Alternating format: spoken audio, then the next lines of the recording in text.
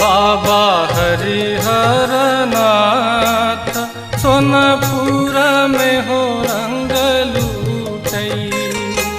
बाबा हरिहर नाथ सोनपुर में